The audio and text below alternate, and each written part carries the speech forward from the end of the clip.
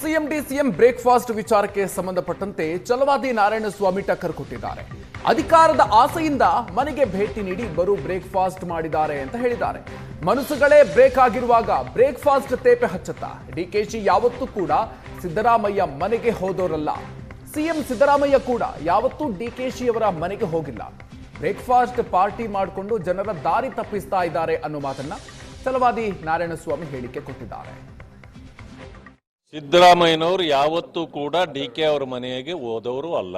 ಇಬ್ರು ಒಂದೇ ಪಕ್ಷದಲ್ಲಿದ್ದರೂ ಕೂಡ ಒಬ್ಬರ ಮನೆಗೆ ಒಬ್ಬರು ಹೋಗ್ಲಾರ್ದಂತ ಪರಿಸ್ಥಿತಿ ಇತ್ತು.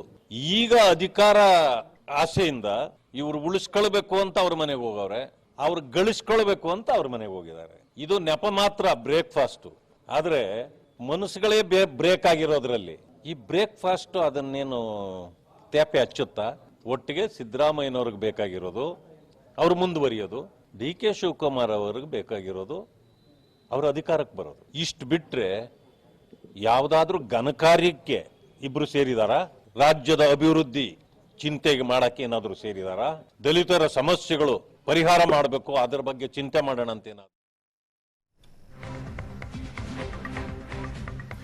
ರೈತರು ನೌಕರರ ಆತ್ಮಹತ್ಯೆ ಬಗ್ಗೆ ರಾಜ್ಯದಲ್ಲಿ ಚರ್ಚೆ ಆಗ್ತಾ ಇಲ್ಲ.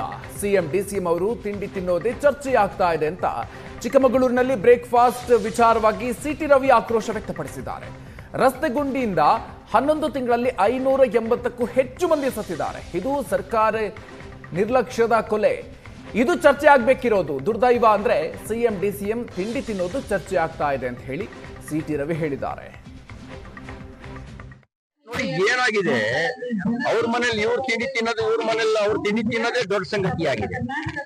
ಚರ್ಚೆ ಆಗ್ಬೇಕಾಗಿದ್ದು ರೈತರ ಆತ್ಮಹತ್ಯೆ, ಚರ್ಚೆ ಆಗ್ಬೇಕಾಗಿದ್ದು ಸರ್ಕಾರಿ ನೌಕರರ ಆತ್ಮಹತ್ಯೆ, ಚರ್ಚೆ ಆಗ್ಬೇಕಾಗಿದ್ದು ಜೋಳ ಖರೀದಿ ಆಗದೆ ಇರೋದ್ರ ಬಗ್ಗೆ, ಅತಿವೃಷ್ಟಿ ಪರಿಹಾರ ಕೊಡದೇ ಇರೋದ್ರ ಬಗ್ಗೆ ಚರ್ಚೆ ಆಗ್ಬೇಕಾಗಿರೋದು.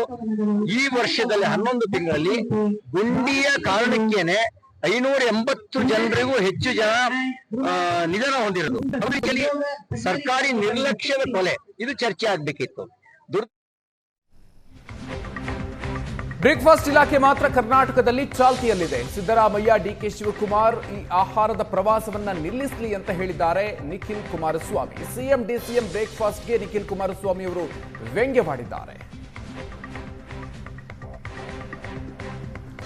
ನಿಖಿಲ್ ಕುಮಾರಸ್ವಾಮಿ ಅವರು ಮಾಡಿರುವಂತಹ ಟ್ವೀಟ್ ಅನ್ನು ನೀವು ಗಮನಿಸ್ತಾ ಇದ್ದೀರಿ.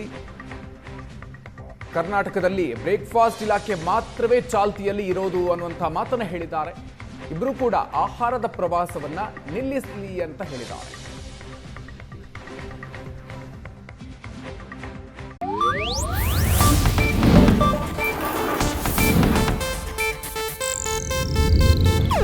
ಇದು ಏಷ್ಯಾನೆಟ್ ನ್ಯೂಸ್ ನೆಟ್ವರ್ಕ್ ಪ್ರಸ್ತುತಿ.